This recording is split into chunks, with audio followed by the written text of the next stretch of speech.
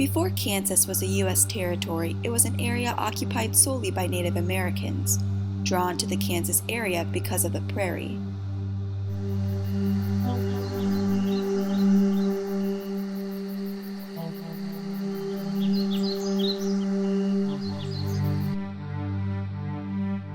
After the Louisiana Purchase of 1803, Lewis and Clark's exploration of the area opened it up to settlement by frontiersmen. The area that would become Olathe, Kansas, was particularly attractive because of its position on the Santa Fe Trail and also on the Oregon and California trails. As a matter of fact, Olathe became a popular stop on the trails, and as many as 600 wagons a week of merchants, travelers, settlers, and gold diggers would travel through Olathe.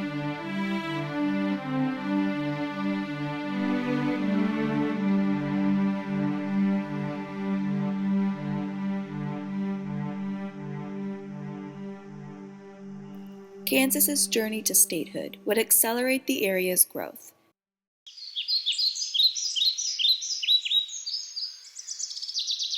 Counties began forming in 1855, and in 1857, surveys of the Shawnee tribe's land gave the opportunity for communities to become towns.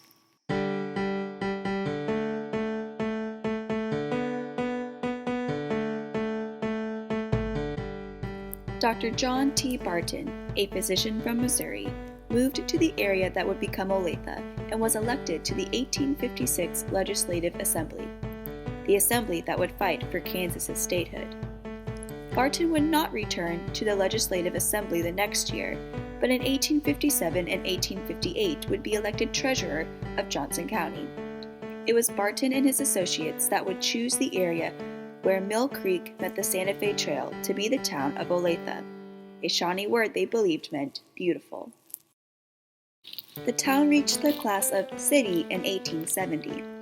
The school for the deaf, churches, and the close of the Civil War encouraged growth of the area. Railroads, the Ladies' Reading Circle, a presidential candidate, and the milling industry were considered the major attractions and accomplishments of Olathe prior to the turn of the century. 1898 would see Johnson County's first Old Settlers Day. The Old Settlers Association was created to celebrate the history of Olathe and the surrounding Johnson County.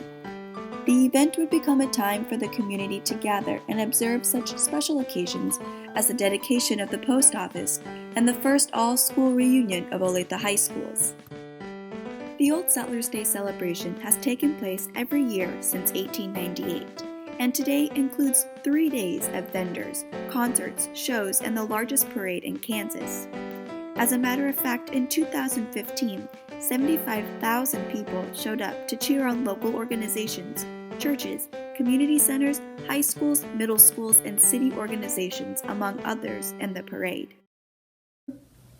Old Settlers means a lot to my family. We go every single year.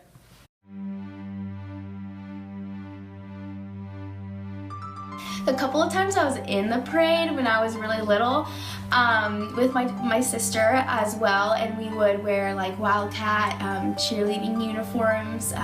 We would be in a wagon, and then recently when I got older I was in the band at Olathe East, and so we did the parade as well. So every single year my grandparents would save this same exact spot on the parade route, and we would all meet up there. We would have breakfast burritos and donuts, and my sister and I would spend the whole entire afternoon just going from food truck to crafts booth and just looking at all of the fun things.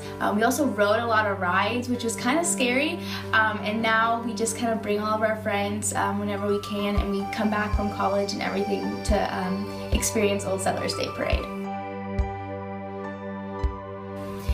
When I was in high school, I was a percussionist, and I played some mallet instruments, which is basically like a piano, but with bars and everything, but you can't march with those, and so I was like without an instrument.